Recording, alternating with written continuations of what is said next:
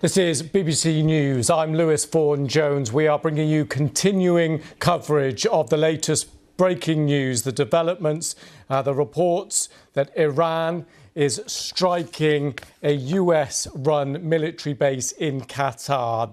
Let me run you through some of the details that we have, what we know right now and what we're still waiting for confirmation on. We know that Qatar closed its airspace, diverted planes away from it. We know that the reports are that the White House accepted that there were credible threats to this airbase, this US-run airbase.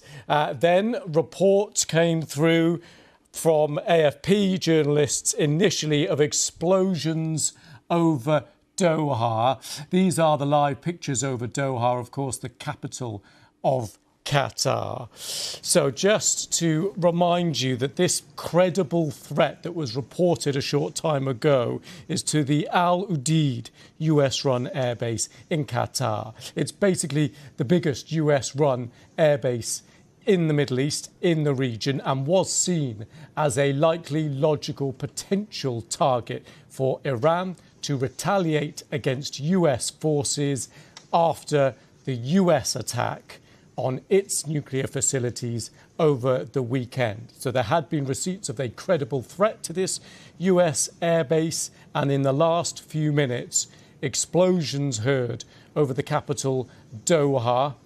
Let's take a look at these pictures from a little bit earlier, and let's take a listen as well.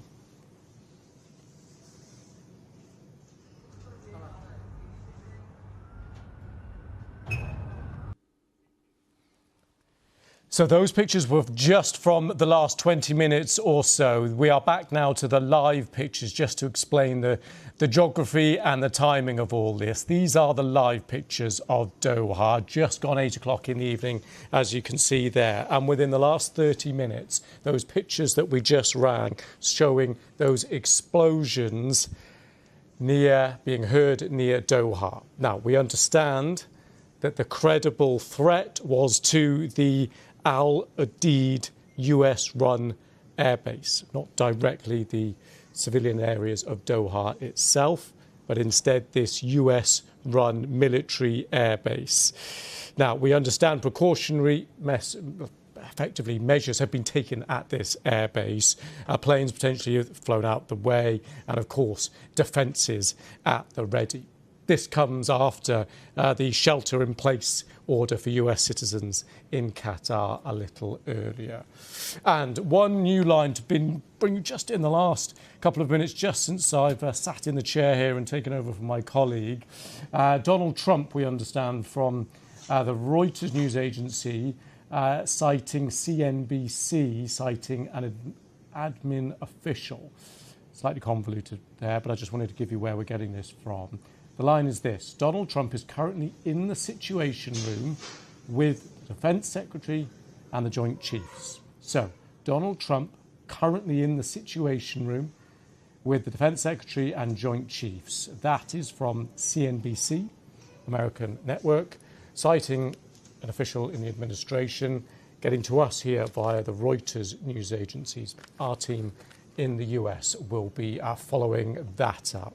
So, if you have just joined us in the last few minutes, these are the live pictures that we are showing you right now over Doha. The reason being that explosions were heard over Doha.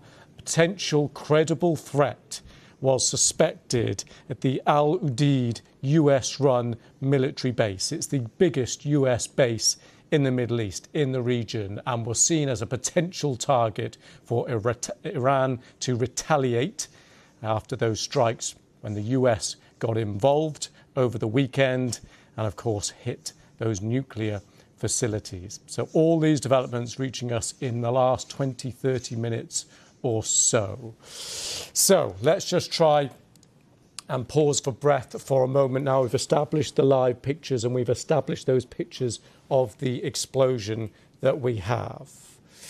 Let's speak now to the BBC World Service, Nafisa Konova. So just bring us up to date, given what we've just been learning over the last few minutes of how things stand there where you are. Luis, right now in Iraq also we heard and confirmed that Iraq's Al-Assad base, which housing US troops, has been attacked but apparently, according to sources that talk to us, two missiles were fired toward Ain al-Assad, which is the US's biggest base in Anbar province. And these two missiles, as our military sources are saying, has been intercepted. We still don't know that if this is the first wave of attack or this is all that Iran wanted to do, but we can confirm that Iran has carried out this attack, calling it's naming tidings of a victory.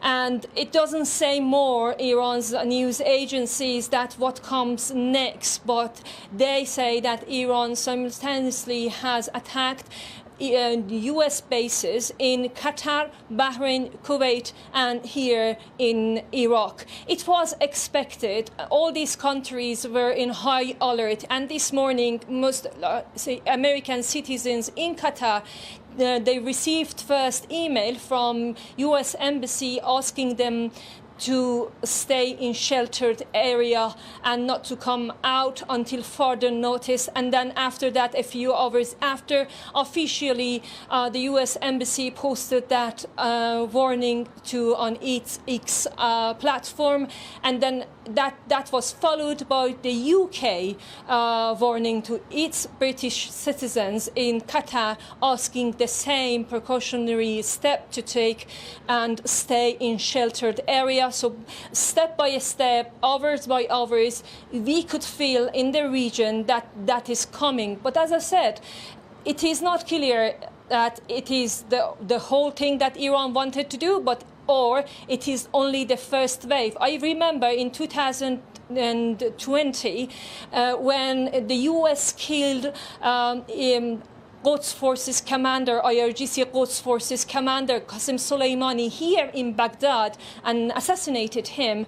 Iran answered, retaliated by firing 2 or 3 waves of ballistic missiles towards Al-Assad Air Base and also Erbil Air Base housing US and coalition troops. So it can be expected that this is only the first wave, or it can be only the thing that Iran just wanted to send a message to the US that it can reach its bases. Although this Al-Udeid base, which is, you mentioned that it is the biggest and the most important base in the region, is massive and a very well protected bases. I have traveled to several US bases, and that is the most protected base I can tell. And before this attack, there was a lot of alarms and warnings, so that led to US forces evacuating their fighter jets and also some other equipments to safer areas. And Nafisa, more broadly now then, given these strikes, how does that change the international geopolitical balance of power there? How does it change relations between Iraq and Iran, and potentially here Qatar and Iran? To be honest, Luis, I think Iran is in odd with all these countries right now. Iran is in a very difficult situation, and no one can deny that. Tehran is in a difficult, delicate situation that has lost its trust to neighboring country as well, including Iraq, that despite that Iraqi government multiple times has said that they oppose the Israeli jets using its airspace to attack Iran, but they can't do anything more than that. And there are reports that even some of the US fighters have used Iraqi airspace, which is closest country to Iran, and Iran had once upon a time, it had a very deep influence in this country, but still its airspace was open to these jets to fly over and reach Iran and target. Although Iraqi government says they cannot do much about these jets, they are opposing, they have complained against this to the UN, but not further steps they can take. And other countries, other Arab countries, in especially the Iran, the Persian Gulf, despite that they have built a very close relationship recently with Iran, but also when it comes to the US, they have other calculations, even in their statements regarding US attack on Iran's nuclear sites.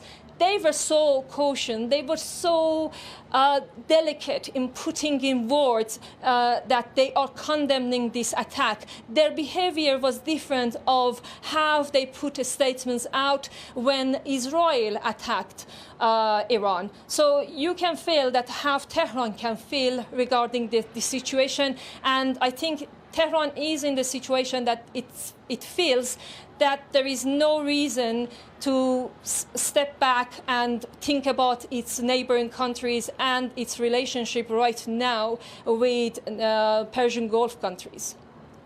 Nafisa, thank you very much for the moment. So this is a fast-moving, fast-developing situation, of course. I just want to bring you again those latest pictures we have showing the explosions in the skies of Qatar. We will have them in just a minute. Apologies for that. We will just get those lined up again. They're the only pictures we have so far. Let's take a look and a listen.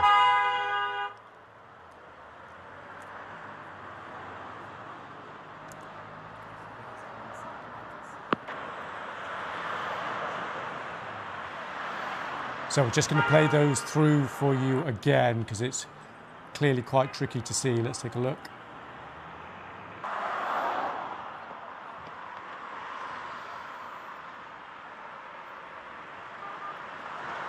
So that's the second time through there of those pictures. We will keep playing those pictures as well as keeping across the live pictures for you.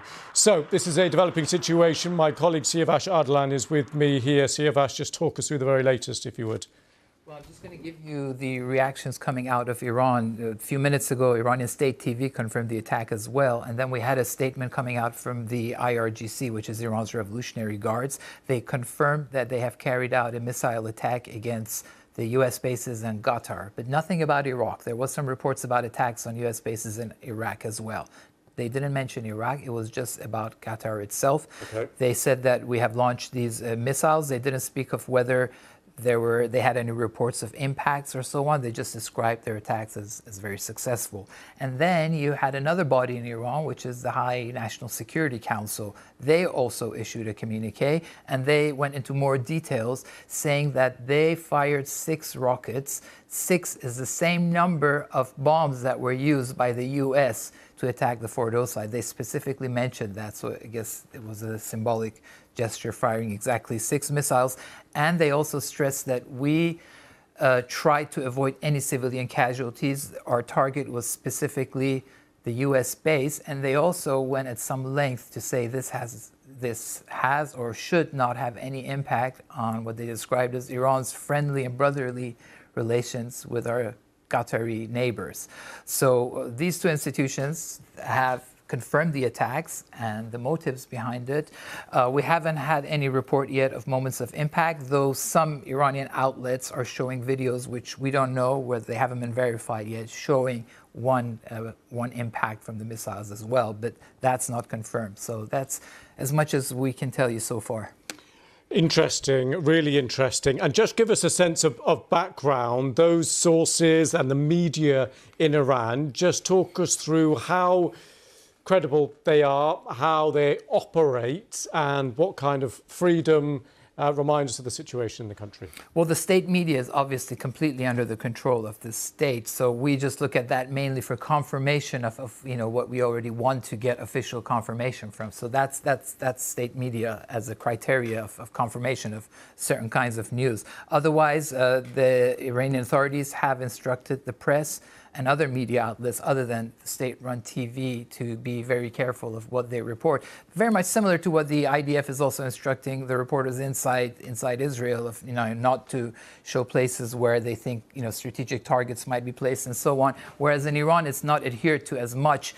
User-generated material in Iran is extremely rife, extremely prolific, so they keep on going on Instagram, and you can get a very good sense of the targets that the Israelis are hitting inside the country, across the country, military bases, infrastructure, and so on. And that's why a lot of news sources rely very heavily on those images coming out of Instagram in Iran.